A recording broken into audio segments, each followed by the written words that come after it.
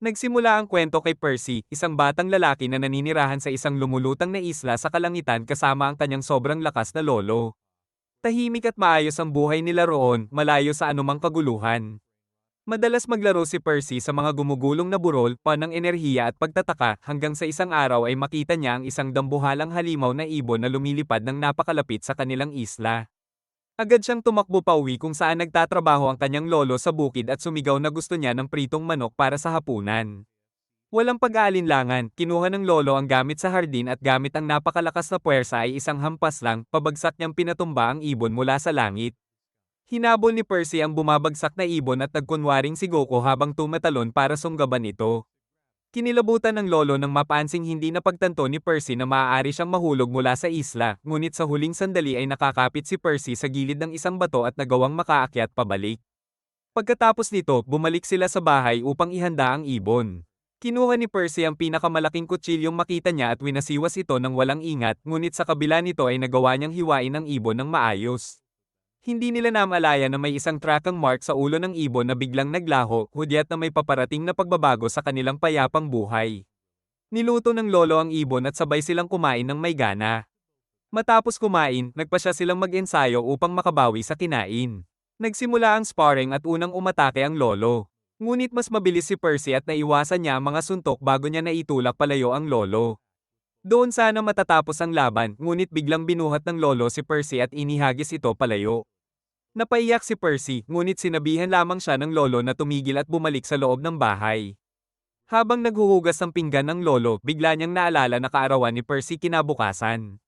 Tumakbo siya pabalik at nadatnan si Percy na nagdidilig ng mga halaman. Pinaalala niya kay Percy na mag-16 taong gulang na siya bukas. Alam ni Percy na nangangahulugan ito ng mas maraming kalayaan, ngunit tumanggi ang lolo sa ideya ng pag-inom at sa halip ay pinasunod siya paakyat sa isang burol.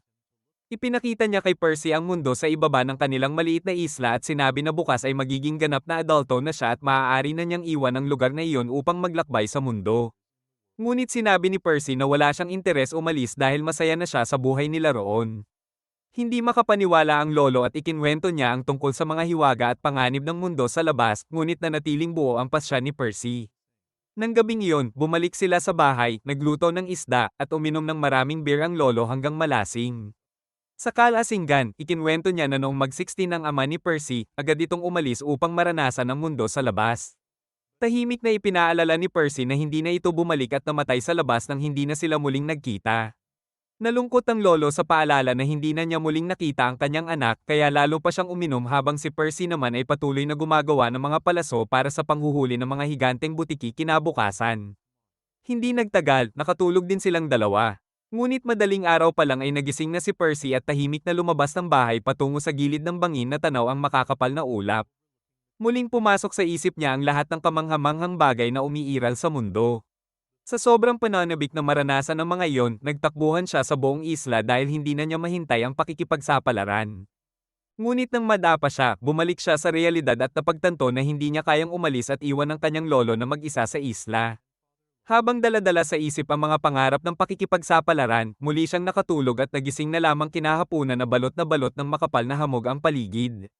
Bigla siyang nakarinig ng langit-ngit mula sa langit at nakita ang isang kakaibang lalaki na may pulang baluti at helmet na parang sapatos ang hugis sa ulo. Sakay ito ng isang bangkang lumalayag sa himpapawid at dumaong sa isla. Tinatanong kung nasaan ang lolo ni Percy. Narinig na ni Percy ang alamat tungkol sa pulang kabalyero na naglalayag gamit ang isang maltong bangka, kaya tuwang-tuwa siyang sinabi na nasa bahay ang kanyang lolo. Naglakad ang kabalyero patungo roon habang naiwan si Percy at sinubukang igalaw ang bangka, ngunit hindi man lang niya ito maitulak kahit kaunti. Bigla siyang nakaramdam ng matinding kaba sa dibdib kaya agad siyang bumaba at naglakad patungo sa bahay, iniisip kung ano ang kinalaman ng gabing iyon sa kanyang lolo. Samantala, abala ang lolo sa paghahanda ng almusal nang bigla niyang maramdaman na may nasa likuran niya. Tinangka niyang salagin gamit ang kutsilyo, ngunit masyadong malakas ang mahiwagang atake at siya ay itinilapon papasok sa bahay habang ang pulang kabalyero ay naglalakad papalapit sa gitna ng hamog, tinatanong kung paano siya nabubuhay ng payapa matapos ang nangyari 16 na taon na ang nakalipas. Bumangon ang lolo mula sa mga guho, kinuha ang kanyang espada, at tumalon sa ere upang simulan ang duelo. Sunod-sunod niyang inatake ang kabalyero, ngunit madali nitong nasabayan ang kanyang lakas at galing, sinasalag ang bawat atake ng eksakto. Pagkatapos nito, itinulak niya palayo ang lolo at muling ginamit ang kanyang cleave magic, hiniwa ang katawan nito at winasak ang bahay sa likuran. Sa sandaling iyon, dumating si Percy at sumigaw na tigilan ang kanyang lolo. Ngunit sumagot lamang ang kabalyero ng isang babalang atake, hiniwa ang burol sa ibaba niya. Hindi natakot si Percy at tumalon upang kumapit sa isang bato bago ito ibato sa kabalyero. Nahati sa dalawa ang bato, ngunit sinundan pa niya ito ng mas malaking bato na nahati naman sa apat. Bago pa niya matapos si Percy, biglang hinawakan ng lolo ang kabalyero mula sa likuran at sinigawan si Percy na tumakbo para iligtas ang sarili. Tumanggi si Percy na tumakbo habang sinabi ng kabalyero na wala ng saysay dahil papatayin niya silang dalawa. Sa isang kisap ng daliri, hiniwa niya ang katawan ng lolo hanggang mawalan ito ng malay at bumagsak sa lupa habang nakatingin si Percy sa matinding takot. Sinabi ng kabalyero na huwag siyang mag-alala dahil susundan niya agad ang kanyang lolo. At doon na niya ginamit ang cleave spell kay Percy, hiniwa ang katawan ng bata pati ang burol sa likuran niya. Bumagsak si Percy pababa, ngunit kahit sugatan ay nagawa pa niyang makabawi ng balanse at sinubukang suntukin ng mahina ang kabalyero. Wala itong epekto at sinipa lamang siya palayo ng pulang kabalyero. Mahinang tinanong ng lolo ang kabalyero kung bakit nila ginagawa ito sa kanila, at ipinaliwanag ng kabalyero na ilang araw lang ang nakalipas ay may ipinanganak na propesya tungkol sa isang banta sa hari ng Britanya na si Arthur mula sa apat na kabalyero ng Apocalypse, kaya sinisikap nilang alisin ang sinumang malakas at maaaring maging kalaban ng hari. Pagkatapos nito, umalis ang pulang kabalyero habang humihingi ng tawad ang lolo kay Percy dahil sa kanyang kahinaan. Ngunit laking gulat niya nang makita na kahit sugatan ng malubha ay nagawa pang tumayo ni Percy at lumapit sa kanya, umiiyak at humihingi ng tawad dahil hindi niya siya naprotektahan. Sinabi ng lolo na siya ang pinakamalakas na batang nakilala niya at ibinunyag ang katotohanan na ang pulang kabalyero ay si Ironside, at siya ay walang iba kundi ang ama ni Percy at sariling anak ng lolo. Nabigla si Percy at tumangging maniwala dahil ang alam niya ay patay na ang kanyang ama. Ngunit sinabi ng lolo na nagsinungaling siya tungkol doon at may dahilan siya, ngunit wala na siyang oras para ipaliwanag ang lahat. Ang huling bilin niya kay Percy ay lisanin ang isla at hanapin ang kanyang ama. Sa mga salitang iyon, pumanaw ang lolo at nanahimik habang naiwan si Percy na umiiyak mag-isa sa isla. Kinaumagahan, nagising si Percy na umaasang panaginip lang ang lahat, ngunit ang bangkay ng kanyang lolo ang nagpaalala sa kanya ng kalupitan ng mundo. Inilibing niya ito at nagtayo ng munting dambana bago buksan ang isang kaong iniwan ng lolo na may mga regalo para sa kanyang kaarawan. Isinuot niya ang bagong damit at makalipas ang ilang linggo ay napagpasyahan niyang simulan ang paglalakbay pababa ng isla. Dahan-dahan siyang bumaba sa mga bato, natutulog sa mga nakausling bahagi sa gabi at bumababa tuwing araw hanggang sa makita niya ang lupa sa ibaba. Sa sobrang pananibik, kumalas ang kanyang kapit at nahulog siya, ngunit nasalba ng isang ibon na itinapon din siya palayo hanggang sa bumagsak siya sa isang puno na sumalo sa kanya at nagligtas sa kanyang buhay. Ang una niyang nakita matapos mahulog ay isang kakaibang asong kulay pink na hindi pa niya kailanman nakita sa isla. Natuwa siya at agad itong kinausap. Ngunit hindi naman ito sumagot kaya sinundan niya ito hanggang sa matakot ang aso at tumakbo palayo. Sa kabutihang palad, nakalabas siya ng gubat at nakita ang isang grupo ng mga tao sa malayo na nagsasanay ng kanilang palabas. Lumapit siya at nakita ang isang malaking lalaking nagngangalang Katz na naghagis ng mga papel sa ere na biglang nagliyab. Pagkatapos nito, ipinakilala niya si Elva na gumamit ng hope para maglaho at muling lumitaw ang kanyang unggoy. Sumunod ay ipinakilala si Don, ngunit tumanggi itong magprakti dahil wala namang nanunood. Biglang pumalakpak si Percy at sinabing wala pa siyang nakitang katulad nito noon. Sinamantala ni Don ang pagkakataon at lumapit kay Percy, hinihingan siya ng bayad dahil nanood siya ng palabas. Ngunit hindi alam ni Percy kung ano ang pera, kaya nainis si Don at hiningi na lang ang bag niya. Naibinigay naman ni Percy ng walang pag-aalinlangan dahil gusto pa niyang makakita ng palabas. Kinuha ni Don ang kanyang espada para sa pagtatanghal at ginamit ang mahika nito para palutangin si Percy sa ere. Hindi makapaniwala si Percy sa nangyayari hanggang sa mapansin niyang tumatakbo na palayo sina Don at ang iba sakay ng kariton na hinihila ng kabayo. Hindi pa niya agad napagtanto na ninanakawan na pala siya. Ngunit nang bumagsak siya pabalik sa lupa, tumakbo siya ng buong bilis at agad na naabutan ng kariton. Ikinagulat ng lahat. Natakot si Don at ibinato pabalik ang bag ni Percy, sinasabing nagbibiro lang siya. Pero hindi na yun pinansin ni Percy at sa halip ay tinanong kung may kilala silang isang taong nagngangalang Ironside. Tinanong nila kung sino yon, at biglang naging mabigat ang mukha ni Percy habang sinasabi niyang si Ironside ang kanyang ama na pumatay sa kanyang lolo ilang araw lang ang nakalipas. Napagtanto ng grupo ng mga performer na may mabigat na pinagdadaanan ng bata kaya inalok nila siyang isabay papunta sa pinakamalapit na nayon. Naalala ni Percy ang kwento ng lolo niya tungkol sa mga nayon kaya labis siyang natuwa. Ngunit naisip ni Don na pagkakitaan ng bata sa pamamagitan ng pagsali sa kanya sa kanilang palabas at binigyan siya ng pana upang subukan kung marunong ba siya. Sa kasamaang palad, sobrang hina ni Percy sa pana at nagawa pa niyang tamaan si Don sa ulo kahit nasa likuran niya ito. Pagkatapos noon, nagpatuloy na sila patungo sa susunod na nayon. Sa daan, ikinwento ni Katz na isa silang grupo ng mga taong walang trabaho na dating nangangarap maging Holy Knights, ngunit nabigo at ngayon ay nagpapalabas na lang upang mabuhay. Habang nag-uusap sila, may dalawang taga-nayon ang tumatakbo papunta sa kanila at nagsabing may isang lobong nagwawala sa nayon at kailangan agad tawagin ang Holy Knights. Sinabi ni Don na walang dapat ikatakot sa isang lobo at kaya nila itong harapin, kaya pinatakbo niya ang mga kabayo patungo sa nayon, umaasang makakakuha sila ng pagkain at matutuluyan pagkatapos. Ngunit naglaho ang lahat ng pag-asa niya nang makita niyang hindi ito karaniwang lobo kundi isang dambuhalang halimaw na lobo. Sa takot, agad siyang umatras at tumakas, ngunit tumalon palabas si Percy at tumakbo patungo sa nayon upang iligtas ang mga tao.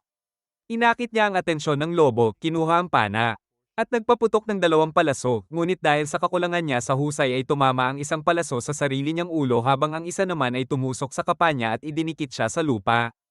Dahil dito, sumugod ang lobo upang umatake, ngunit sumingit si Don at hinaranggan si Percy, siya ang nasugatan sa halip. Tinitigan ni Percy si Don, nagtataka kung bakit niya iyon ginawa. Nang handa nang tapusin ng lobo ang laban, biglang pinigilan ni Percy ang halimaw gamit ang isang kamay, tumalon sa ere. At hinampas ito ng napakalakas pababa sa lupa, dahilan upang mamatay ito agad. Nabigla ang buong nayon at nagtataka kung sino ba talaga ang batang ito. Ipinagdiwang siya ng mga taga-nayon at binigyan ng maraming inumin, pagkatapos ay tinanong ni Percy ang lahat kung may kilala silang Ironside na may pulang baluti. Wala ni isa ang nakakakilala sa pangalang iyon nang biglang may isang Holy Knight na lumitaw sa langit nakalutang sa isang mahiwagang disk. Ipinakilala ng kabalyero ang sarili bilang si Pel the Black Knight at sinabi niyang si Ironside mismo ang nagsabi sa kanila na napatay na niya ang lolo at ang bata. Ngunit malinaw na may kinikilingan pa rin si Ironside sa sarili niyang anak. Nabigla si Percy nang malaman na kilala ng kabalyerong ito ang kanyang lolo at ama. Bago pa siya makapagsalita, humarang si Katz at sinabihan si Pel na maging mas maingat sa pananalita dahil ilang araw pa lamang ang nakalipas nang mamatay ang lolo ng bata. Ngunit walang pakialam si Pel at sinuntok si Katz, dahilan upang bumagsak ito sa lupa. Doon nagsimula ang laban habang umatras ang lahat at naghanda si Percy na lumaban. Kinuha ni Pel ang kanyang mga maracas habang sumugod si Percy ng walang sandata at sinipa ang kabalyero. Nagulat si Pel nang umatras siya kahit suot ang mabigat na baluti. Ngunit gaano man kadalas suntukin ni Percy, hindi niya mabutas ang baluti, samantalang isang suntok lang ni Pel ay agad na nagpabagsak kay Percy. Sinubukan ni Pel tapusin ang laban gamit ang maracas, ngunit nakaiwas si Percy sa unang atake at tinamaan ng ikalawa. Laking gulat ni Pel nang mapigilan ni Percy ang hampas at makaiwas upang magpakawala muli ng sunod-sunod na suntok, ngunit wala pa ring epekto dahil hinawakan lamang siya ni Pel sa ulo at sinabihang gumamit man lang ng mahika kung wala siyang sandata. Sinabi ni Percy na wala siyang mahika. Ikinagulat ni Pel dahil hindi siya makapaniwalang walang mahika ang anak ni Ironside. Nawalan siya ng interes at nagpa siya ng tapusin ang laban sa pamamagitan ng sunod-sunod na suntok. Bigla, may nagbago sa katawan ni Percy nang sumabog ang isang malakas na alon ng enerhiya na nagtulak kay Pel palayo. Tumayo si Percy na hingal habang umaapaw ang mahika mula sa kanyang katawan. Sa halip na matuwa, nagpanik si Percy dahil hindi niya maintindihan ang bumabalot sa kanyang mga kamay. Tumakbo siya sa paligid, sinusubukang alisin ito habang sinisigawan siya ni Don na iyon ang sarili niyang kapangyarihang mahika. Dahil hindi pa niya naranasan iyon kailanman, takot na takot pa rin si Percy at tumakbo kay Pel, hinihiling na alisin ito. Ngunit nang mahawakan niya si Pel, agad na tinangay ng puwersa ang Black Knight at bumagsak ito sa lupa. Ikinagulat ni Percy. Muling sinigawan ni Don si Percy na tama ang ginagawa niya at dapat gamitin ang mahika para talunin ang kalaban. Napagtanto ni Pel na kailangan na rin niyang gumamit ng sariling mahika kaya muling hinawakan ang kanyang maracas. Habang sabik na naghahanda si Percy, si Pel ang unang umatake at lumikha ng isang fireball na pinakawalan niya patungo kay Percy na muntik ng tamaan at bahagyang nakaiwas. Ngunit bago pa siya makaganti, napagtanto niyang kaya ni Pel kontrolin ang fireball.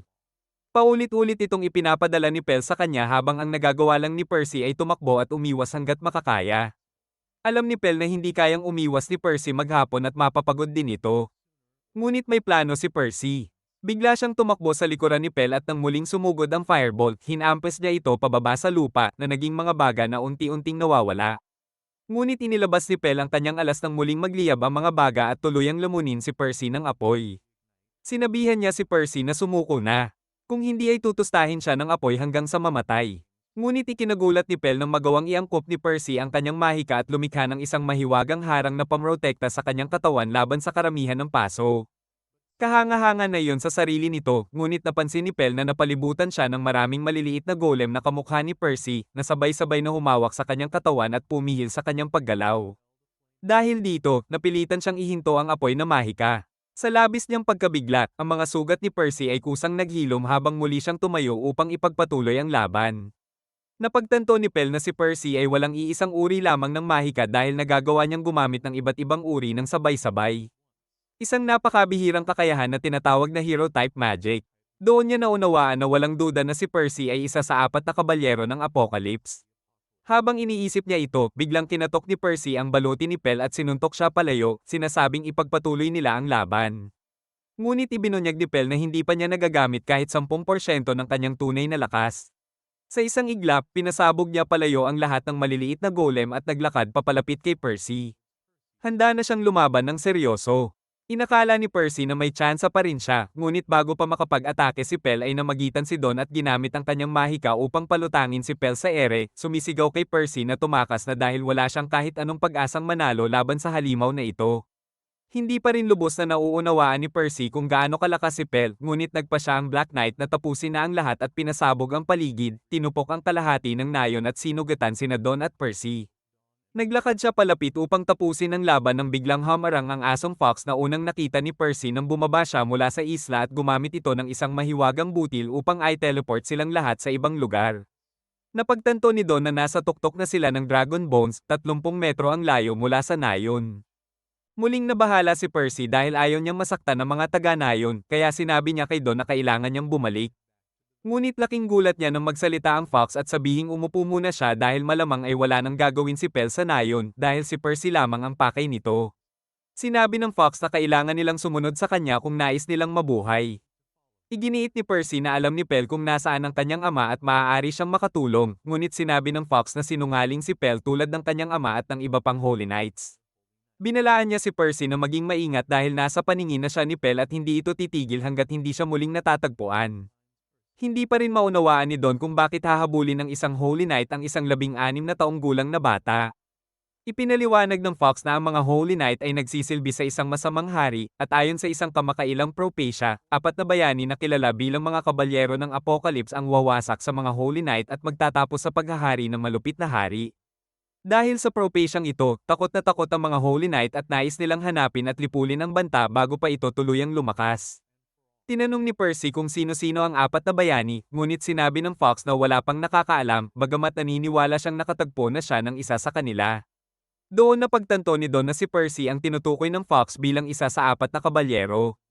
Ipinaliwanag niya na ang 4 na ito ang magiging katauhan ng taggutom, salot, digmaan, at kamatayan, at sila ang magdadala ng wakas sa buong mundong ito. Hindi natinag si Percy sa narinig at simple niyang sinabi na hinding-hindi niya wawasakin ang mundo kahit ano pa ang mangyari. Ngunit sinabi ng Fox na wala iyon sa kontrol niya at darating ang panahon na magdudulot sila ng matinding kapahamakan sa buong mundo. Sumagot si Percy na ang mga bayani sa propesya ay mga kabalyero raw, pero siya ay hindi man lang apprentice, lalo na isang kabalyero. Ang gusto lang niya ay hanapin ang kanyang ama, bugbugin ito, at pagkatapos ay libutin ang mundo para makita ang lahat ng mga lugar na ikinwento sa kanya ng kanyang lolo.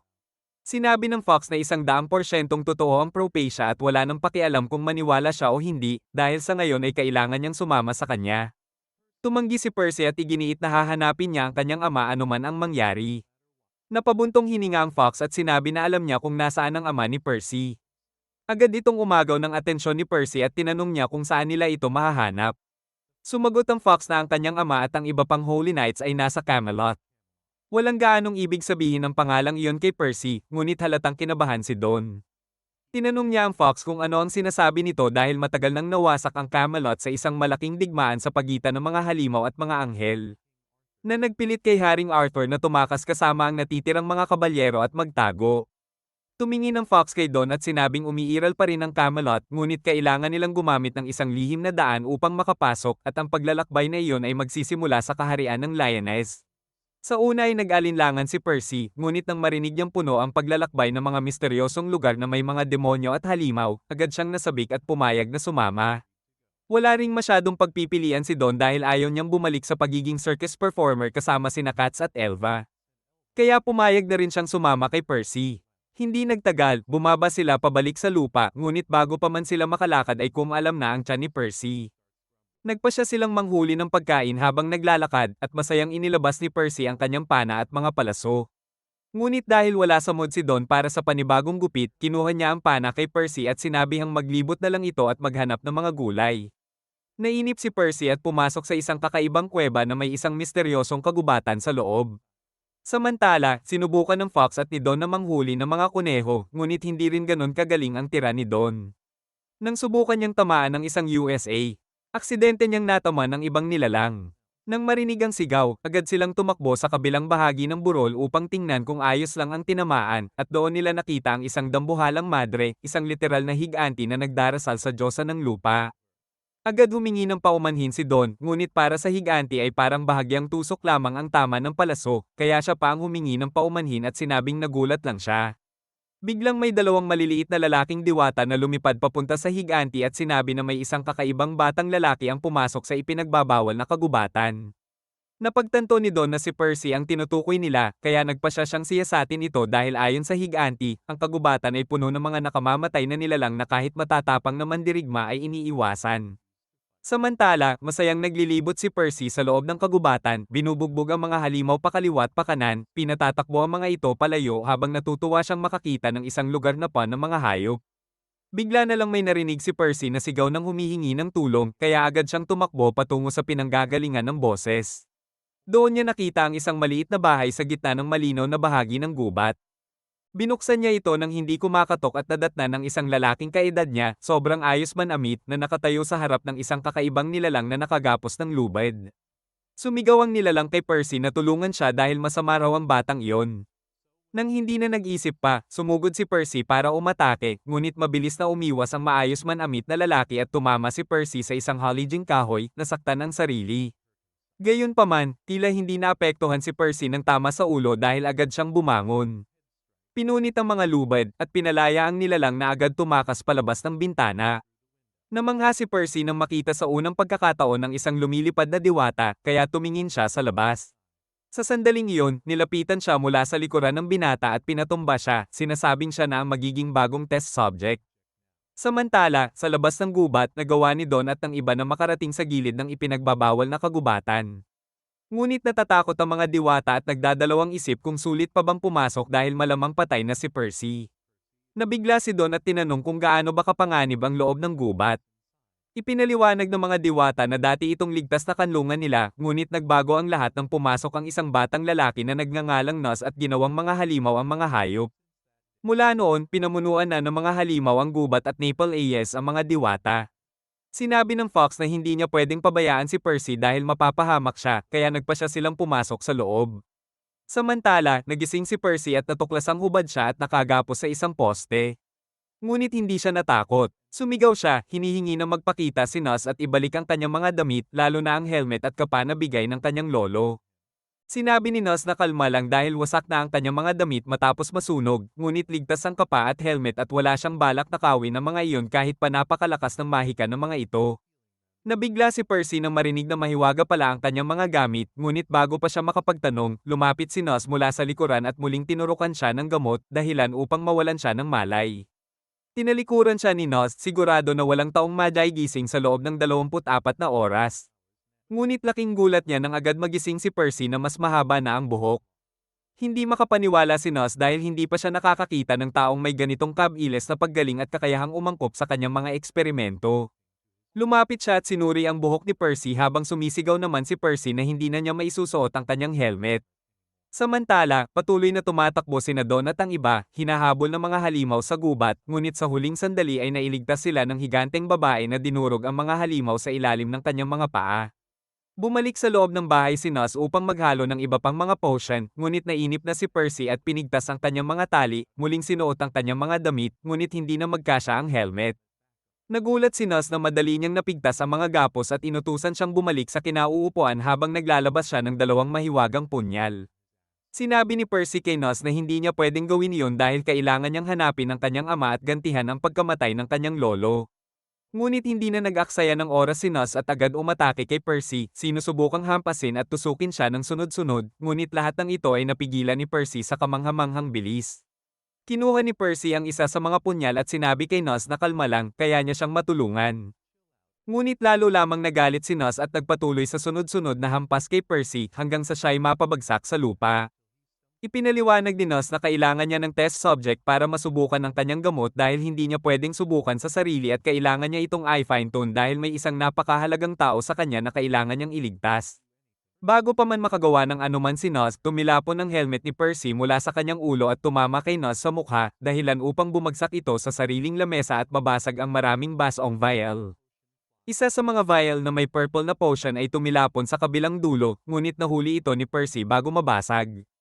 Agad na nakiusap si Nos kay Percy na huwag galawin ang vial at nangangako na hindi siya hahawakan kung hindi niya ito gagawin, ngunit tumanggi si Percy na ibalik ang vial, sinasabing hahanap lang si Nos ng ibang test subject para subukan ang gamot.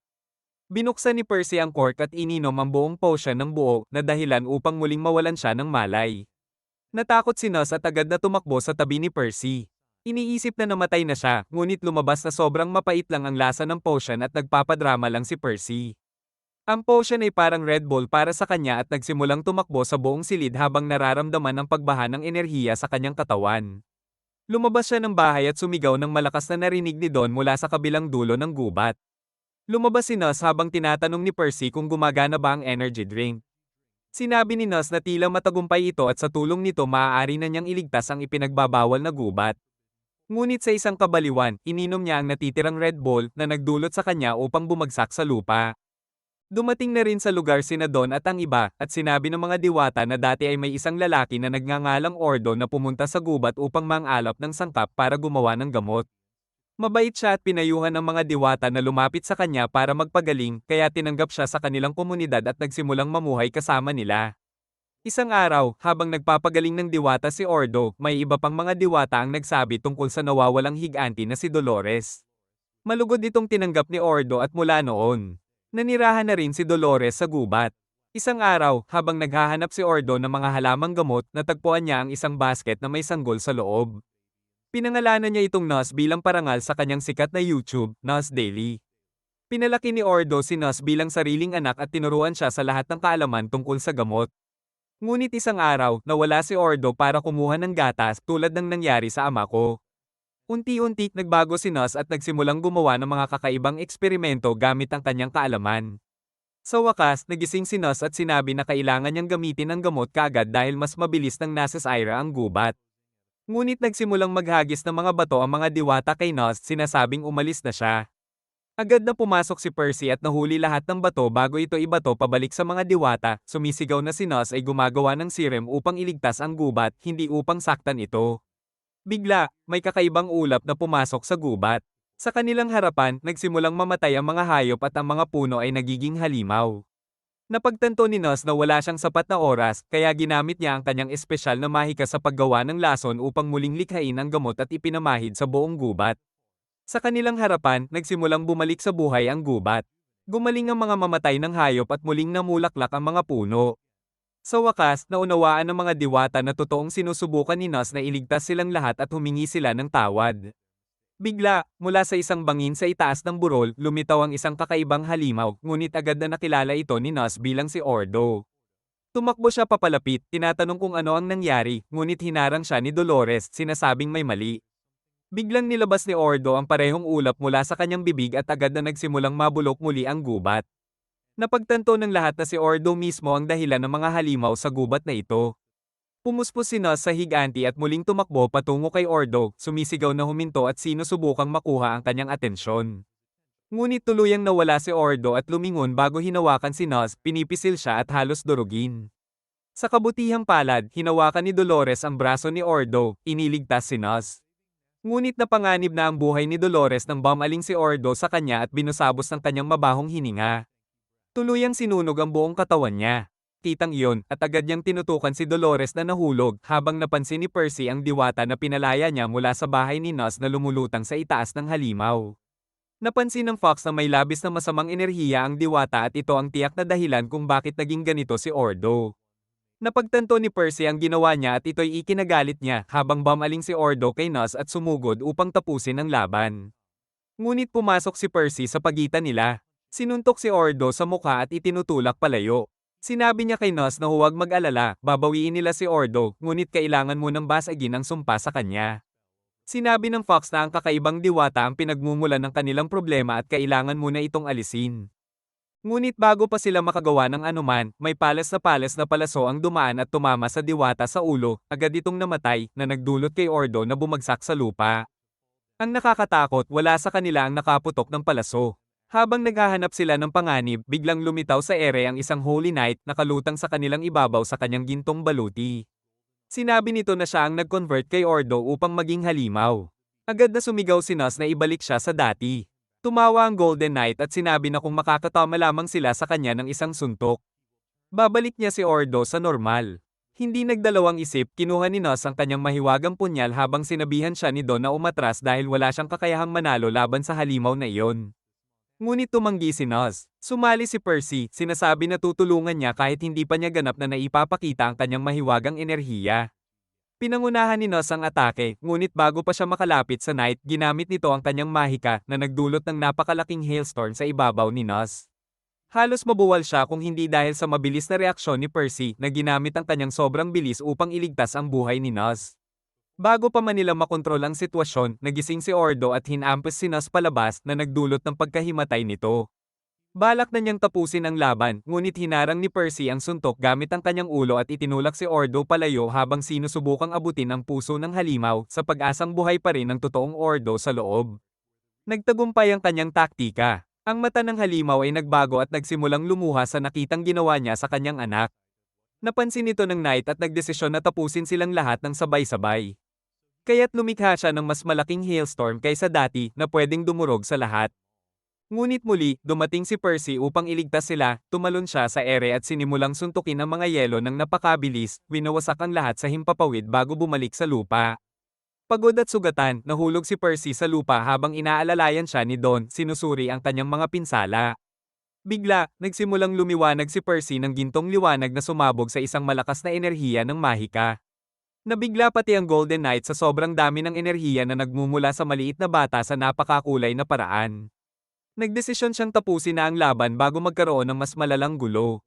Ginamit niya ang pinakamalaking hailstorm, ngunit sa gulat niya, nilamon ni Percy ang lahat ng yelo gamit ang kanyang mahika at pinapabalik sa Knight na pinilit itong tumakas. Nang makabawi ang Knight, natagpuan niya si Percy nakatayo sa harap niya, nagpapatunay sa kasunduan nila na kung makakagat siya ng isang suntok, ibibigay ng Knight ang lahat ng impormasyong gusto nila. Galit na galit ang Knight at sinubukang hampasin si Percy gamit ang kanyang palakol. Ngunit madali itong nablock ni Percy nang hindi man lang pinawisan. Nagdesisyon ng Knight na seryosohin ang laban at nagsagawa ng sunod-sunod na atake, ngunit wala itong epekto kay Percy na nakatayo ng walang pinsala at sinabing ngayon ay siya na ang panahong umatake. Hindi pa rin siya sineryoso ng Knight dahil walang armas si Percy, ngunit bigla siyang lumikha ng dambuhalang kamay mula sa kanyang mahikang aura at hinampas ang Knight parang tinalbog sa lupa habang tinatanong kung bakit niya ginawang halimaw si Ordo. Sumagot ang Knight na nagkasala si Ordo sa kaharian ni Haring Arthur.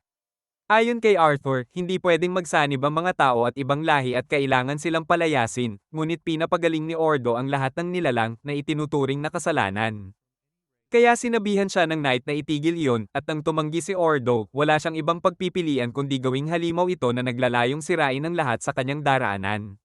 Sa huli, nakalusot siya sa kapit ni Percy at sinabi na ang batang hanggal tulad niya ay hindi mauunawaan ang isip ng isang hari. Ginamit niya ang kanyang espesyal na kapangyarihan ng calamity na nagdulot ng napakalaking kidlat na tumama mismo sa ulo ni Percy. Ngunit sa gulat niya, nilamon ng mahika ni Percy ang kidlat. Agad, rumesponde si Percy at umatake patungo sa Knight. Naiwasan ng Knight ang atake nang bigla niyang mapagtanto na maaaring si Percy mismo ang isa sa Knights of Apocalypse na kung mamamatay siya dito, mawawala rin ang prophecy ng katapusan ng mundo.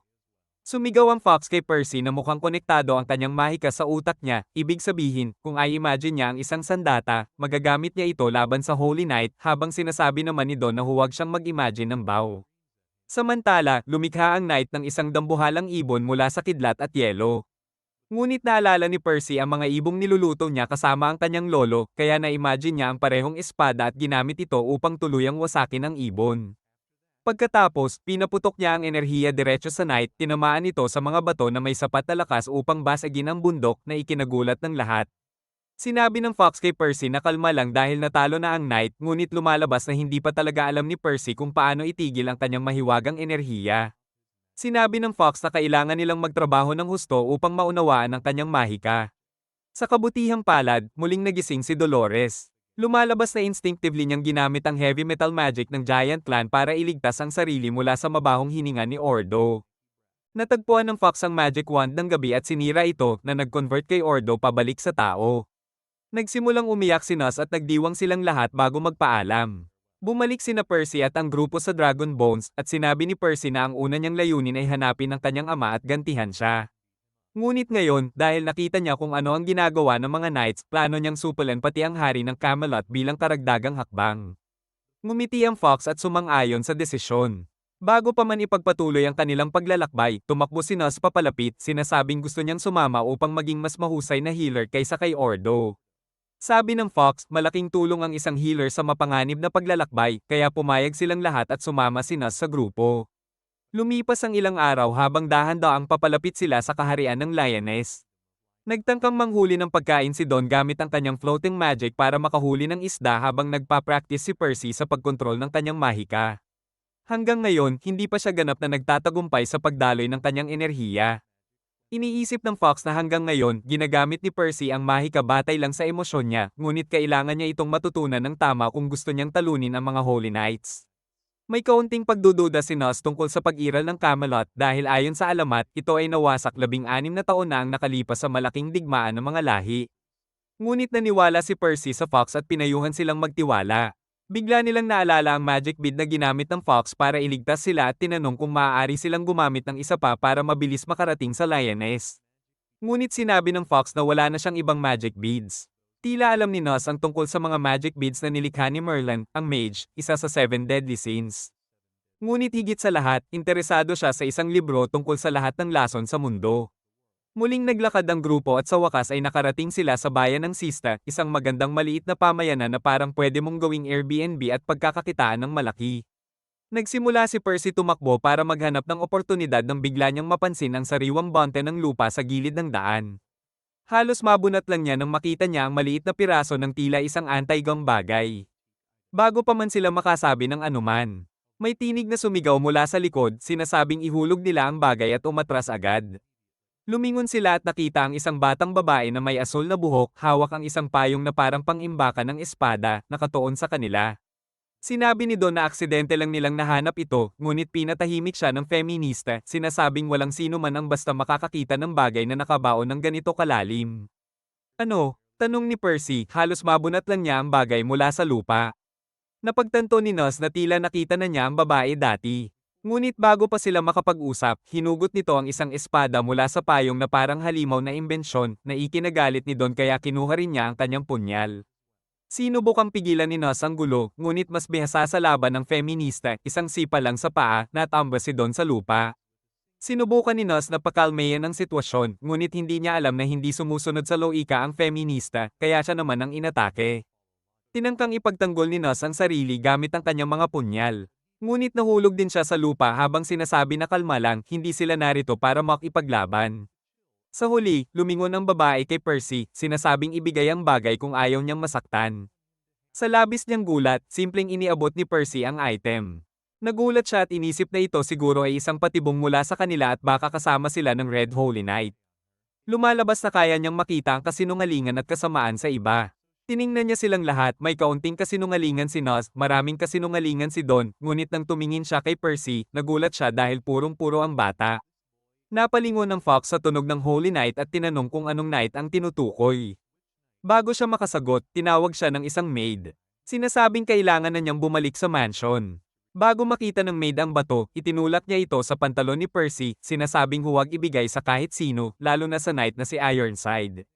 Agad na nakilala ni Percy ang pangalan ng ama niya, ngunit bago siya makapagtanong, tumakbo na ang babae.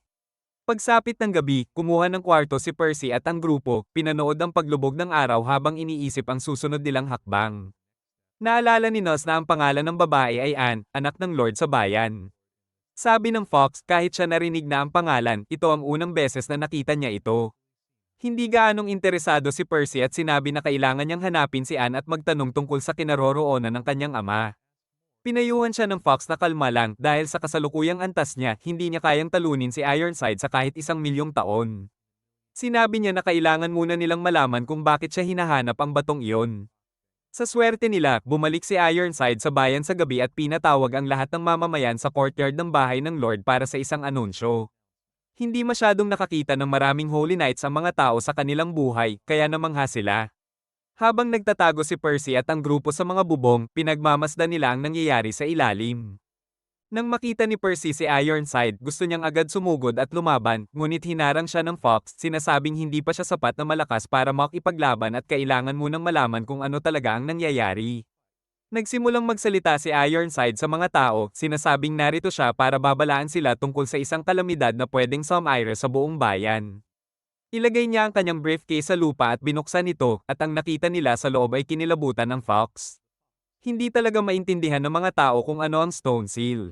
Ngunit sinabi ng Fox na ito ay isang espesyal na mahiwagang aparato kung saan isinelyo ng Goddess Clan ang Demon Clan.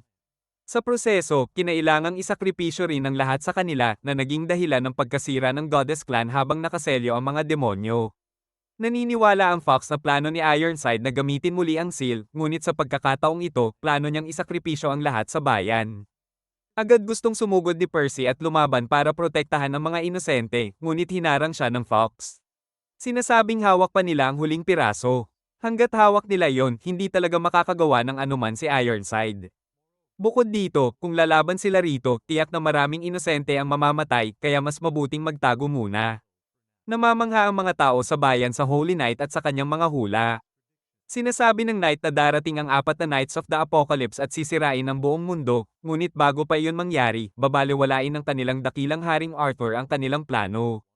Bago pa man siya makapagsalita, biglang sumugod si Anne sa courtyard, sinasabing huwag pansinin ang sinasabi ng Knight. Nagulat at natakot ang kanyang ama, ang Lord, sa kawalang galang sa Holy Night. Ngunit hindi tumigil si Anne. Sinabi ng ama niya na bumalik siya sa kusina at gumawa ng sandwich, ngunit sinabi ni Ironside na huwag maging misogynistic. Patuloy si Anne sa pagtawag sa kanya ng sinungaling, sinasabing may espesyal siyang mahika na nakikita ang kasinungalingan. Napansin ito ni Red Knight at lumapit sa kanya, hinawakan ng kanyang braso at sinabing kailangan siyang disiplinahin. Sinubukan ng kanyang ama na pigilan ng Knight, sinasabing pamumuhunan siya sa kanya mamaya. Agad bumaba ang Fox mula sa bubong, sinasabi sa iba na umalis na habang nag-aaway sila. Ngunit sumugod si Percy sa courtyard, sinasabing pakawalan si Anne. Nagulat si Red Knight na buhay pa ang bata dahil inakala niyang patay na ito. Hindi nag-aksaya ng oras si Percy at tumakbo patungo sa Knight, ginamit ang kanyang magical golems para hadlangan ang pananaw nito habang sinasagip si Anne at tumakbo sa isang alley. Agad sinundan sila ni Ironside at ginamit ang kanyang magical cleave, ngunit nailigtas ni Percy sila sa huling sandali. Ngunit nagdulot ito ng pagbagsak ng isang malaking tore na nagdulot ng malaking pinsala. Lahat ay tumakbo patungo sa kanilang hotel kung saan nakatago ang huling piraso ng seal.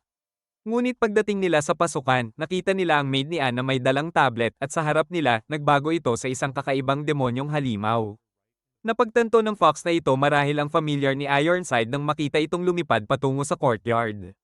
Sinabi ng Fox sa lahat na may dalawang opsyon na lang sila, sirain ang seal o agawin ang isa sa mga tablet at tumakas. Kung hindi, mamamatay ang lahat sa bayan. Natural, napagpasyahan nilang lumaban at tumakbo patungo sa courtyard. Sinimulan ni Ironside ang ritual gamit ang kumpletong seal, handa na para sa blood sacrifice. Nagsimula siyang mag-chant ng mga sermon na nag-activate sa seal at nagsimulang lumabas ang dilim na nakapaloob dito. Kumalat ang dilim sa buong lungsod, sumisipsip sa bato, at nagiging mga halimaw sa bawat sulok. Narinig ni na Percy at ng grupo ang mga tao ng bayan na sumisigaw sa takot na huminto kay Anne sa kanyang galaw dahil gusto niyang tumulong. Ngunit sinabi ni Percy na buong tiwala siya sa Fox at dapat nilang sundin ang plano nito at subukang pigilan si Ironside. Sinabi ni Anne na huwag masyadong magtiwala sa Fox dahil nakatago ito ng sikreto at nakikita niya ang dilim sa loob nito. Ngunit hindi pinansin ni Percy at sinabi niyang buong tiwala siya sa Fox at sumang-ayon si Nos na siya rin ay magtitiwala sa Fox kung si Percy ay magtitiwala. Wala nang magawa si Anne kundi sundin ang plano. Sa daan, napansin nila ang ama ni Anne, ang Lord ng Lungsod, na nakahandusay sa pader, sugatan at may dugo. Natakot si Anne na patay na ang ama. Ngunit mabilis na sinuri ni Nos at sinabi na nakagulat lang siya, hindi patay. Nilaipat nila ang atensyon nila kay Ironside na abala sa ritual. Hindi man tumingin pabalik, sinabihan sila nito na lumayo muna dahil may mahalagang ginagawa. Hindi pinansin ni Percy at sinabing get a life na ikinainis ni Ironside. Hindi pa man bumaling, ipinakita nito ang isang sulyap ng kanyang totoong lakas, sapat para matakot ang lahat at hindi na makagalaw. Ngunit iba ang tibay ni Percy. Agad siyang sumugod sa Red Knight gamit ang kanyang malaking magic hand para hampasin si Ironside. Ngunit mas malakas ang Knight at madaling pinutol ang atake ni Percy gamit ang kanyang magic, hindi man lamang napapagod. Sinubukan ni Percy ang ibang taktika at pinadala ang kanyang magic golems patungo sa seal, ngunit napakalakas ng enerhiya mula sa artifact at agad nitong winasak ang mga golems. Gumamit muli si Ironside ng kanyang magic na sumirit sa lupa, muntik ay tumama kay Percy at sa kanyang grupo, sapat na para matakot sila. Naisip ni Don kung baka mas mabuting tumakas na lang dahil hindi ito kanilang problema sa ngayon, ngunit tumanggi si Nos na iwan ng mga tao sa bayan sa panganib. Sa huli, nagdesisyon si Don na hindi siya bagay sa laban at tumakas habang sinabi ni Percy sa iba na subukan nilang harangan ang Knight habang siya ang sumisira sa seal. Ngunit hindi tanga si Ironside, parehong humawak ng espada siya at si Percy. Ginamit ni Percy ang kanyang magical blade para subukang umatake ng sunod-sunod, ngunit mas mabilis si Ironside at matagumpay na naparaya ang bawat atake. Pinilit ni Ironside si Percy na umatras at tuluyang pinutol niya ang magic sword ni Percy sa isang malinis na cliff bago subukang tapusin ang laban ng isang final killing blow. Pero dumating si Anne sa tamang oras gamit ang kanyang rapier at nablock ang atake na sana'y patayin si Percy. Tinanong niya si Ironside kung paano siya maaaring maging ganun kasensin na una niyang pinatay ang sariling ama at ngayon sinusubukan niyang patayin ang sariling anak. Sagot ni Ironside, hindi siya sanay marinig ang mga feminist na nagbabaka sakali sa kanyang tenga. Tinulak niya si Anne, pero nagpatuloy ito at sinubukang umatake, ngunit walang epekto dahil napaparay niya ang bawat atake. Ni-push si Anne pabalik ngunit iniisip niyang baka may pagkakataon pa siya, ngunit sinubukan ni Ironside sirain ang kanyang loob sa pagpapakita na naputol niya ang damit ni Anne sa maraming bahagi, ibig sabihin pwede niya na itong patayin kahit kailan niya gusto. Hindi natakot si Anne at tinanggal ang mga tattered clothes para ipakita ang kanyang malakas na personalidad. Ngunit si Ironside ay nasa winning streak at hindi basta-basta maantala ng isang feminist. Bago siya makapagsimula sa opensa, bigla niyang naramdaman ng pamamanhid at nahulog ang kanyang espada. Nalaman nilang ginamit ni Nos ang kanyang magic para lagyan ng paralysis venom ang espada ni Anne, sapat na para patayin kahit isang higanti. Labis nitong ikinainis si Ironside at sa galit ay nagsipilyo siya ng sparkle sa kanila na para bang Barbie fan. Napansin ng ama ni Anne ang atake kaya agad siyang tumalon at sinilungan ang anak, ngunit sumabog ang sparkles at nasaktan ang lahat. Nang humupa ang alikabok, napansin na ginamit ni Percy ang kanyang magic golems bilang shield kaya nakaligtas sila. Pero ginamit ni Ironside ang pagkakataong iyon para graban si Percy. Agad namang dumating si Anne para ipagtanggol siya, ngunit tinanggal ni Ironside ang espada niya na pinwersa siyang umatras. Pagkatapos ay pinabagsak niya si Percy sa lupa habang sinusubukang sirain ang seal gamit ang magic. At pinasok ang espada sa dibdib ni Percy na nagdulot ng matinding sakit. Galit na galit si Anne at sumugod muli kay Ironside, ngunit sumigaw si Ironside na manatili sa pwesto kung ayaw mamob. Natakot si Anne at tumigil habang pinapadyak ni Ironside ang mukha ni Percy gamit ang kanyang boots hanggang mawalan siya ng malay. Sinubukang pagalingin ng magical golems ni Percy ang kanyang sugat, ngunit pinadyak sila ni Ironside bago mapagtanto na hindi pwede niya hayaang lumaki si Percy dahil magdudulot ito ng maraming problema. Kaya kinuha niya ang espada at tinusok ito sa puso ni Percy habang unti-unting nawawala ang buhay sa kanyang mga mata. Pagkatapos, bumaling si Ironside pabalik sa seal para tapusin ang ritual. Tumakbo si Nos patungo sa katawan ni Percy at hinayla ito palayo sa Ironside, sinubukang pakainin siya ng potion na ginawa niya. Hindi gumalaw si Percy na nagdulot ng pag-aalinlangan sa kanila. Pero itinulak ni Anne si Nos at sinubukang siya mismo pakainin ang potion kay Percy, ngunit wala pa ring epekto. Nang halos mawala na sila ng pag-asa, biglang muling nagkaroon ng kaunting magical energy sa katawan ni Percy. Labis itong ikinagulat ni Ironside dahil sigurado siya sa pagkamatay ni Percy, ngunit nagdesisyon siyang tapusin sila ng tuluyan at ginamit ang cleave attack niya sa kanila. Sa kanyang gulat, pinrotektahan ni Nos si Percy gamit ang sariling katawan. Inatake muli ni Ironside si Nos pero hindi umatras si Nos. Nakita ito ni Anne at nagkaroon siya ng kumpiyansa, kaya sinimulan niyang umatake upang mabigyan ng oras si Percy. Pero hindi nagbibiro si Ironside ngayon at sinusubukan na talagang saktan ang babae. Lumaban si Anne ng buong lakas habang si Ironside ay walang dahilan na nagbibigay sa kanya ng haircut. Nagbunga naman ang lahat ng kanilang pagsisikap ng muling punuin si Percy ng magical energy. Habang ang maliliit na magical golems ay kumikilos at pinapagaling lahat ng tao sa paligid. Dumating pa si Don, sinasabi na hindi niya pwedeng iwan si Percy. Napagtanto ni Ironside na sobrang delikado na si Percy para pabayaan at kailangan na siyang patayin ng tuluyan. Sinubukan niyang gumamit ng napakalakas na atake sa bata pero naipush ni Percy ang lahat pabalik sa kaligtasan habang lumulutang sa hangin. Sinasabi kay Ironside na hanggat may kaunting lakas pa siya sa katawan, ipagpapatuloy niya ang laban para iligtas ang inosente. Biglang nag-uumpisa ang mga pagsabog sa lungsod at isa-isa, namamatay ang bawat halimaw dahil sa misteryosong attacker na may dalang maliliit na daga. Nag-report ang familiar ni Ironside, sinasabi na karamihan sa mga halimaw ay patay na dahil sa misteryosong attacker. Napagtanto ni Ironside na natalo na siya sa labanan at wala na siyang magagawa. Ibinasura niya ang espada at sinabing proud siya kay Percy sa pagiging malakas na bata at inaangkin na siya ay ipapatay sa susunod dahil sa kabiguan. Nagulat si Percy sa biglaang pagbabago ng puso ni Ironside. Habang nagsasalita pa si Ironside, hinihiling niya kay Percy na lumapit upang makita siya isang huling beses bago mamatay. Maaaring sinunod ni Percy ang huling hiling na iyon, pero sumigaw si Anne at pinigilan siya, sinasabing nakikita niya sa loob ni Ironside na wala ni kaunting pagsisisi. Sinasabi niya na alam ni Ironside na talo na siya, kaya sinusubukan na lang niyang patayin si Percy. Nagalit si Ironside at sinimulang maglabas ng sunod-sunod na magic air slices sa kanila. Mabilis na kumilos si Percy at nakaiwas habang pinupuno ni Ironside ang langit ng mga bituin. Sumugod si Percy patungo kay Ironside, nagkunwaring bomber plane, pero inanticipate siya ni Ironside at itinaas sila palayo. Muling sumugod si Percy, nagkunwaring full frontal assault.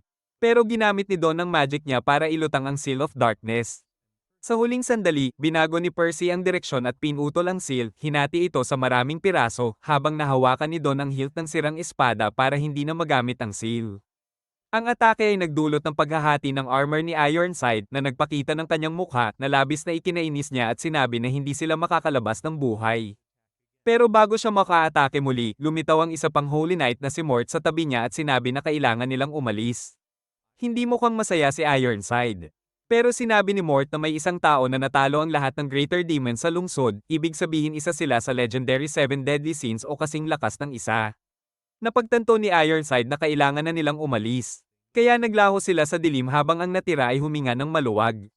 Lahat ay na-realize na wala silang laban kay Ironside at swerte lang na nakatakas silang buhay. Bumalik ang Fox, sinasabi na isa sa mga kaibigan niya ang nagligtas sa syudad pero naglalaro lang siya at hindi ibinubunyag kung sino ito. Kinabukasan, habang naghahanda silang umalis, lumabas si Anne na naka-tomboy outfit at sinasabi sa ama niya na gusto rin niyang sumabak sa adventure.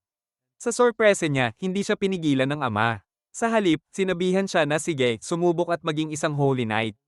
Dahil dito, naging bagong miyembro si Anne sa party, handa na para sa mga darating na pakikipagsapalaran. Mabagal ang simula ng kanilang paglalakbay, pero unti-unti nilang napaikot ang mundo at nagpasya silang dumaan sa syudad ng Kay, na kilala bilang medyo mas ligtas na ruta palabas. Sa daan, naalala ni Don nung siya ay tinuruan ni Holy Knight Hauser kasama si Elle sa sining ng pagiging Holy Knight. Si Hauser ay nakatatandang kapatid ng kanyang ina at siya ang naging mentor ni Don nung nagsimula siya mag-training. Pero sa kabila ng magandang progreso, hindi na kinaya ni Don at tumakas siya.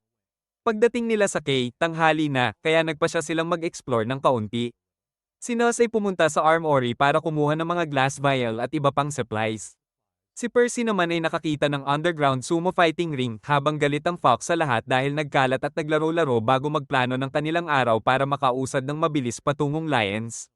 Pumasok sila sa isang inn at nakipagtawaran para sa kwarto, 22 silver coins ang presyo.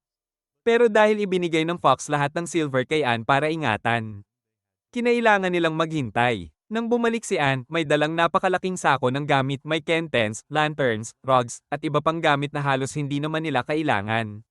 Naiinis ang Fox pero iniisip na baka sulit ang presyo. Pero nang sabihin ni Anne na 3 na lang ang natira niyang silver, nagalit ng todo si Fox dahil binigyan niya siya ng 15 gintong coins, sapat na para makabili ng fully furnished na bahay. Sinubukan ni Anne na ipagtanggol ang sarili pero sinabihan siya ni Fox na isauli ang lahat. Kung hindi wala silang matutuluyan ngayong gabi. Galit na umikot si Anne at pinapunte si Percy para isauli ang sako sa shop. Habang naglalakad ang Fox para magpakalma, nagpa siya sina Don at Nos na samantalahin ang downtime para uminom ng maganda.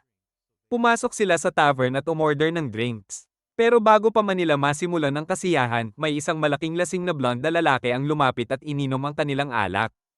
Bago pa man magalit si Don, namutla ang mukha niya nang makita na ang lalaki ay walang iba kundi ang kanyang tiyuhin, si Holy Knight Hauser mula Lion. Nakilala rin ni Hauser si Don at sinimulang takutin siya, sinasabing isa lang siyang freak mula sa circus at siguradong umiiyak ang kanyang ina sa langit sa kahihiyan na ang anak niya ay tumakas sa training. Habang nasa tavern, si Percy at Anne ay napunta sa sumo ring kung saan ibinuhos ni Anne ang lahat sa taya kay Percy. At nagbayad ito ng husto, pinabagsak ni Percy ang bawat kalaban sa ring at kumita ng napakalaking premyo. Sa tavern, nakaupo sina Howard, Naz, at Don sa parehong mesa. Nang subukang umalis ni Don, nahulog ang hawakan ng kanyang espada sa sahig. Agad itong nakilala ni Howard at sinunggaban, tinatanong kung saan ito ninakaw ni Don. Sinubukan ni Don ipagtanggol ang sarili at sinabing hindi siya nagnakaw pero hindi siya pinapakinggan ni Howard at tinanong kung alam ba niya kung ano ang hawak niya. Sagot ni Don kung ano lang daw ito, piraso lang ng lumang artifact. Galit na galit si Howard at isang malakas na palo ang ibinigay kay Don. Naumalon siya sa mga mesa sa likod. Sinigaw ni Howard na seryosohin niya ito dahil ang pirasong espada ay may kapangyarihang wasakin ng buong Lions. Sinabi niya kay Don na hindi siya akma maging Holy Knight at isang kabiguan bilang lalaki na hindi makakaabot sa kahit ano sa buhay. Agad na dumiretso si Naz para ipagtanggol si Don, tinawag si Howard sa kanyang kakilakilabot na asal at nagsimula ng isang lasing na kaguluhan. Pumasok sina Anne at Percy sa silid habang tumatakbo si Don palabas na may luha sa mata. Naguguluhan si Percy habang lumapit si Howard sa kanila at sinunggaban ng bag ng coins mula sa kamay ni Anne, sinasabing hindi dapat tumaya ang mga bata. Sinubukan ni Anne kunin ito pabalik pero pinigilan siya ni Naz at sinabihan si Howard na isauli agad ang hawakan ng espada at ang bag ng coins. Tinanong ni Howard kung gusto niyang makipaglaban pero sinabi lang ni Naz na pwede nilang ayusin ang lahat sa pamamagitan ng isang simpleng drinking game. Pumayag si Howard at nagsimula silang uminom. Nang mapansin ni Naz na may mali sa syudad, biglang bumagsak sa sahig sina Percy at Anne na parang blackout drunk habang ang mga tao sa paligid ay humahawak na ng kanilang mga armas. Biglang pumasok sa pinto ang isang silver-haired na lalaki at tinanong si Howard kung ano ba ang ginagawa niya rito. Agad nakilala ni Howard si Ed, ang dating estudyante ni Hauser kasama ni Don pero ngayon ay naging bandido. Galit na hinarap ni Howard si Ed at tinanong kung siya ba ang nagnanakaw at pumapatay sa mga dumaraan dito nitong mga nakaraang buwan. Kinumpirma ni Ed na siya ang Bandit King sa lugar na ito. Pinalibutan ng mga tauhan ni Ed sina Howard at Naz na ikinagulat ng batang lalaki. Pero hindi ito ang unang laban ni Howard. Pinukpok niya ang mesa at tumayo na may ngiti, handang makipaglaban. Ramdam ni Naz ang malakas na aura ng Holy Knight na natakot din ang mga tauhan ni Ed, pero bago pa man magsimula ang laban, bumagsak si Howard sa sahig, blackout drunk. Tumawa si Ed, sinasabing alam niya eksakto kung gaano kakaya ni Howard uminom bago siya mawala ng malay, kaya naghintay siya sa tamang pagkakataon. Alam ni Naz na outnumbered sila, kaya walang saysay ang direktang labanan. Tinanong niya kung ano ang plano nila sa kanya at sa kanyang mga kaibigan. Isa sa mga tauhan ni Ed ay ngumiti at sinabi na aalihin nila ang lahat ng pera at mahahalagang bagay at ibebenta sa pagkaalipin. Napagpasyahan ni Naz na sapat na masama ang mga ito para subukan ng isang hindi pa nasubukang potion. Gumawa siya ng maliit na bola ng venom at dahan daw ang pinakalat sa hangin na agad nakapuksa sa lahat ng kalaban sa silid. Pero hindi ganoon tanga si Ed at tinakpan niya ang kanyang ilong gamit ang kamay kaya nakaligtas siya. Hindi iniisip ni Naz na banta si Ed kung mag-isa lang. Kaya lumingon siya at sinabing kukunin niya ang kanyang mga kaibigan. Pero sa sandaling lumingon siya, tinawag siya ni Ed para ipakita na hawak na niya si Percy. Nagulat si Naz dahil kanina lang ay nakahiga si Percy sa sahig. Pero nang lumingon siya, napagtanto niyang niloloko lang siya ni Ed dahil nakahiga pa rin si Percy sa kanyang spot at natutulog. Pero huli na, sapilitang tinambush siya ni Ed sa isang malakas na chop sa leeg. Sa paanan ng burol, nakatayo si Donnie at iniisip ang sinabi ni Howard na na-realize niyang hindi siya nagkamali at marahil ay naiinis ang kanyang ina sa kung paano siya lumaki. Pero bago pa man siya makabawi, napansin niya si Ed na papalapit. Hindi ito inaasahan ni Don at tinanong kung kasama niya si Howard sa buong paglalakbay. Pero sinabi ni Ed na putol na niya ang ugnayan kay Howard at isinuko ang pangarap na maging Holy Knight. Nagulat si Don dahil magaling talaga si Ed at palaging nais maging Holy Knight. Pero sinabi ni Ed na sayang lang ang lahat at imbes, inanyayahan siya na maging partner sa krimen kung saan ninanakaw nila ang sinumang naglalakbay sa kanilang daraanan. Nagdesisyon si Don na umatras at sinabi kay Ed na pupunta muna siya sa kanyang mga kaibigan pero nilagay ni Ed ang kamay sa balikat niya, sinasabing nahuli na niya ang lahat ng kanyang kaibigan at dapat kalimutan na ang mga ito at sumali na lang bilang bandido. Naiinis si Don at itinutulak ang kamay ni Ed, pinapapasabihan siyang pakawalan sila agad. Sa tavern, nagising ang mga tauhan ni Ed at pinagsiksik ang lahat sa kulungan bago kinuha ang lahat ng kanilang pera. Itinapon nila ang magical sword hilt dahil inisip nila na sirang espada lang ito. Sinubukan ni Nos intindihin ang sitwasyon, iniisip na siguro ngayon ay na-realize na ni Don na may mali. Pero pinutol siya ni Howard at sinabing huwag masyadong umasa si Nos dahil si Don ay isang malaking talunan at mas malaking duwag na iniisip lang ang sarili at wala ng iba. Ngunit sa sandaling halos nawala na ang lahat ng pag-asa, pumasok ang barkeep sa dungeon at binuksan ang pinto ng kanilang kulungan, sinasabing malinaw na hindi siya kasama ni Ed o ng kanyang mga tauhan. Ginamit ni Nos ang kanyang magic para alisin ang alcohol mula kay Percy at Anne na sa wakas ay nakabawi na sa kanilang sarili. Agad namang nagtanong si Anne kung bakit nandyan si Howard. Hindi na rin naghintay si Percy at tinuloy kung saan siya huling nakapigil, bumulusok ang ulo niya sa tiyan ni Howard dahil sa pananapak nito kay Don, kaya bumagsak si Howard. Sinabihan sila ni Nos na huminto dahil si Howard ay Holy Knight mula sa kaharian ng Lioness. Sinabi ng barkeep na maging maingat kay Ed dahil napamahalaan na niya ang isang dragon at ginagamit ito para takutin ang lahat, kaya niyang wasakin ang buong syudad kapag gusto niya. Ayon sa barkeep, palaging bumibisita si Ed sa tavern niya, laging mukhang inis at masama ang mood. Unti-unti nagsimula siyang bumuo ng gang at inupahan ng bawat kriminal sa syudad. Nang minsang tanungin ng barkeep ang mga tauhan kung bakit sumusunod sila sa isang batang leader, sinabi nila na may tapang at lakas si Ed na napatunayan niya na mag-isa siyang pumunta sa yungib ng sinaunang dragon at nakawin ang itlog nito na siya namang nagamit niya para mapasunod ang dragon sa kanya. Ngunit nakakita ng butas sa teoryang iyon si Nos. Sinabi niya na pwedeng mapisa ang itlog anumang oras kaya hindi niya magagamit ito magpakailanman para kontrolin ang dragon. Sinangayunan ng barkeep na tama si Nos, kaya tinago ni Ed ang totoong itlog sa ibang lugar.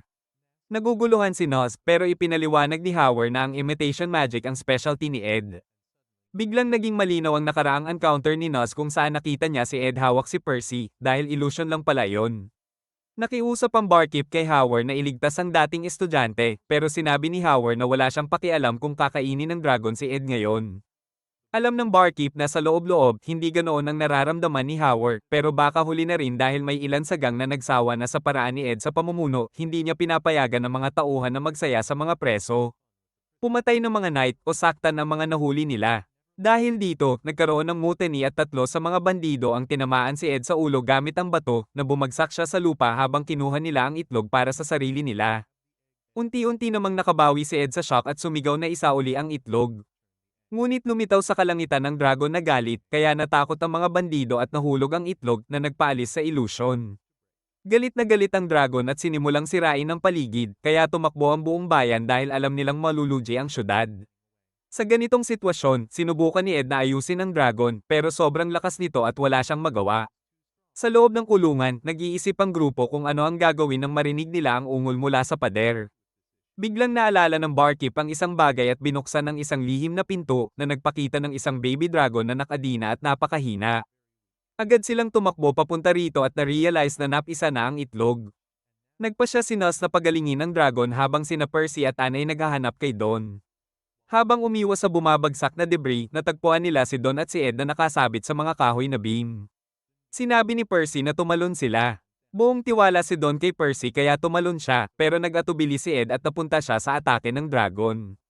Sa kabutihang palad, ginamit ni Percy ang magic niya para iligtas sila at hinarap ang apoy, pagkatapos ay ibinato pabalik sa dragon, pero walang epekto sa halimaw. Nagsimula ang dragon ng counter-attack kaya kinailangan ni Percy na mag-dodge at mag-weave sa hangin para makaiwas sa galit na dragon. Pero kahit anong gawin niya, hindi niya makuha ang kalamangan sa halimaw. Sinubukan niyang hampasin ang dragon gamit ang malaking kamay pero nabigyan siya ng malakas na tama pabalik na nagpaubos ng magic niya. Bumagsak silang lahat sa lupa habang muli nang lumalapit sa kanila ang dragon. Agad sinubukan ni Percy na ipadala ang kanyang mga mini-golem para umatake, pero wala silang epekto sa matigas at kaliskis na katawan ng lumilipad na dragon, na agad namang umatake pabalik sa party at sinubukang tusukin sila hanggang mamatay. Sa kabutihang palad, nakatakas silang lahat habang ginagamit ni Ed ang imitation ni Percy para iliga ang dragon. Sumakay sila sa kabayo ni Anne at nagsimulang tumakbo ng pinakamabilis. Pero nadapa ang kabayo sa bato at tinapak sa lupa ang buong party. Tinanong ni Don si Percy kung gaano kalaki ang tsansa nilang manalo laban sa dragon. Sa sorpresa niya, ngumiti si Percy at sinabi na walang kahit anong chance na manalo sila. Natakot si Don at agad sumakay sa nakahandusay na kabayo, hinihikayat itong tumakbo. Pero sinabi ni Anne na bumaba siya dahil kailangan nilang makatakas agad. Nagsimulang tumakbo sila nang biglang ramdam ang malakas na hangin na papunta sa kanila. Huminto sila nang makita si Howard na lumalakad papunta sa kanila, hindi natatakot at nakafocus na. Sinubukan ni Ed na utusan silang tumakas, pero sinabi ng Holy Knight na tumahimik silang lahat at umatras. Nagulat sila sa kanyang kumpiyansa at nagtataka kung ano ang plano niya. Pero si Don, na nakakita na kay Howard sa aksyon, tiwala sa kakayahan nito. Kinuha ni Howard ang kanyang lance at lumakad diretso sa dragon na agad gumamit ng flame breath. Hindi man lang natigilan si Howard at gumawa lang ng tornado na tuluyang pinawi ang dragon attack. Dumating ang pagkakataon niya. Gumamit siya ng Wind Blade attack na tumama mismo sa mukha ng dragon at itinaob ito. Pero hindi pa tapos ang dragon, bumangon ito at sinubukang hampasin si Howard. Gracefully itong naiwasan ni Howard sa ere bago umikot at ginamit ang kanyang pinakamapanganib na cyclone attack. Na lumikha ng hangin na sapat para hilahin ang dragon mula sa lupa at itapon sa gilid na tuluyang napahiga ito. Lahat ng naroon ay nagulat habang ngumiti si Don, sinasabi na si Howard ay isa sa mga Holy Knights mula sa sinaunang Lioness na lumaban rin sa digmaan laban sa mga demonyo 16 na taon na ang nakalipas. Lahat ay tumakbo kay Howard, nagpapasalamat sa kanya sa pagliligtas ng kanilang buhay. Si Percy naman ay sobrang excitement at tumalon patungo sa Knight, hinihiling na turuan siya para maging Holy Knight din.